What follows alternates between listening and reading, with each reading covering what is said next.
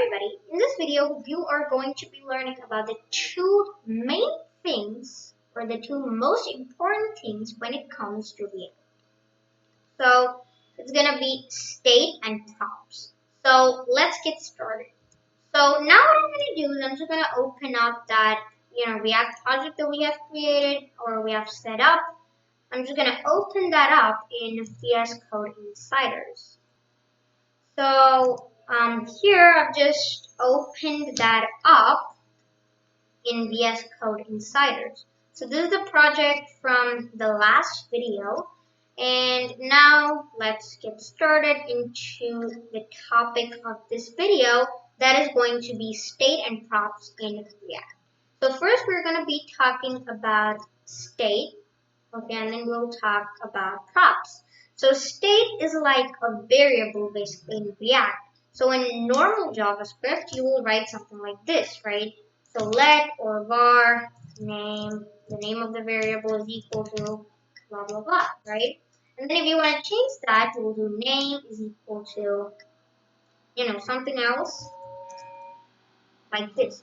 But when you're using React, this is not how you should do stuff. You will use a state, which is just like a normal variable in JavaScript. So to use a state, what we will have to do is we'll have to do const,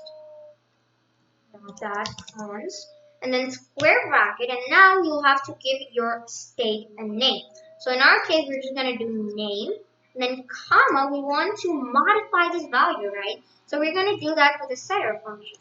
So set whatever the variable, whatever the state name is, and then equal to, so basically equal to use state.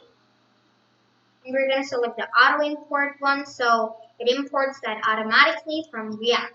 So this use state is actually a hook, a React hook. So anything with use, so use state, use effect, use history, stuff like that, all of these are hooks. And you don't yet know about things like use effect and use history, but we'll be learning about them soon. But for now, we'll just concentrate on states. And inside of these parentheses, what you'll have to do is you'll have to give the state an initial value. So in our case, we're just going to set our state to be an empty string. And now we're going to set name. Okay, set name means we're going to set the value of the name variable to be a value. So let's just say option, for example, semicolon, and then we can just console log that. So I'm just going to say log, hit enter, and now let's just do name. Okay, so right now what I'm going to do is I'm just gonna, give me 1 second. Gonna make this text bigger so that you guys can easily read. So console.log name like that, and we can just hit save. Okay. Actually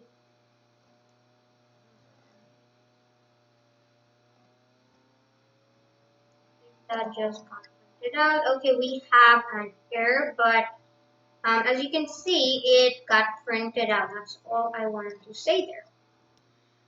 So right now, in an even better way, we can just get rid of that, and I've just set the initial value to be option. So now it should print that out. So option, right? So that's very good. And now we were to change this value to like Advik. Boom, Advik, right? So that's really, really good. So basically this name is like the variable, and instead of the equal to and then the value, what you will do is you will do set name and whatever the value is. Set name bracket. So like calling a function and then just giving that value. So this I prefer to refer to it as a setter function.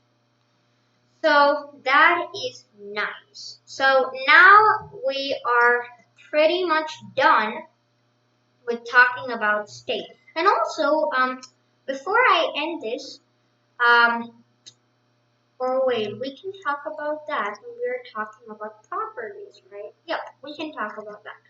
So right now, if I go inside of greet.js, it just says, hello object, I am John.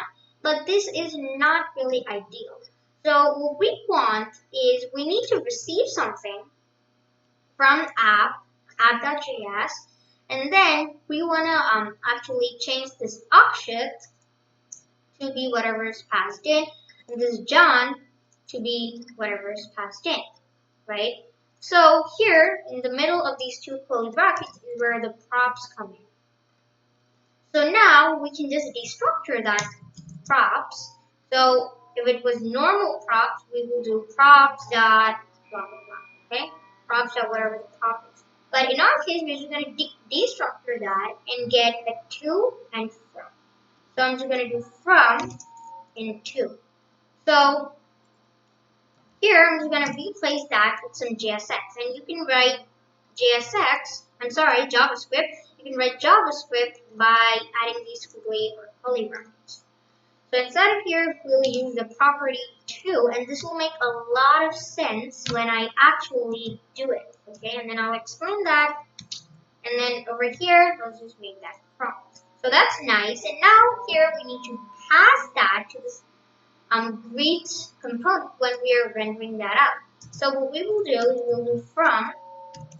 From is gonna be like Scott, and Scott is gonna greet. So I'm just gonna replace those values that we had. And now if I save all of this and I come over here, hello Udvik, I am Scott, right? But if we change up this value from Udvik from blah blah blah, boom, that's cool.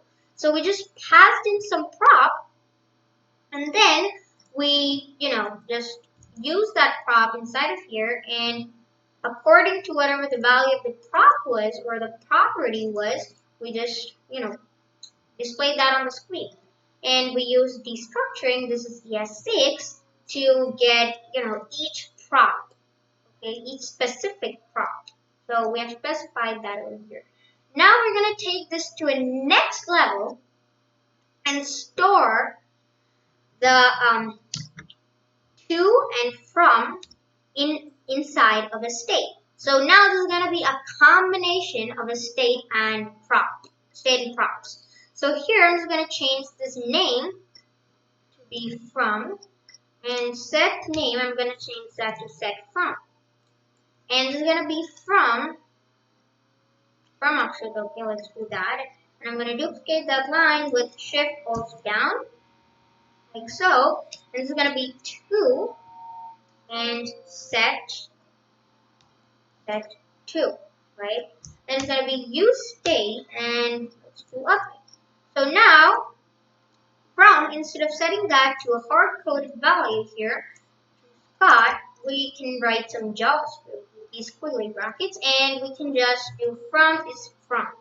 So this from is a property, and this from is a state, okay?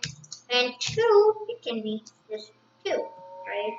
So this can be a little confusing, so let me explain that.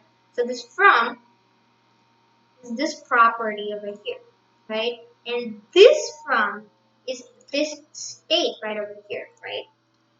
And then this to is this to right over here. So when we say to equal to, and then this to is, this state right over here. Now if I hit save, let's see. So hello Udvik, I am Akshay. So if I change up these values a little bit, then we should see that effect over here. So that's really good. So that's a combination of a state and a prop. So that's really, really good.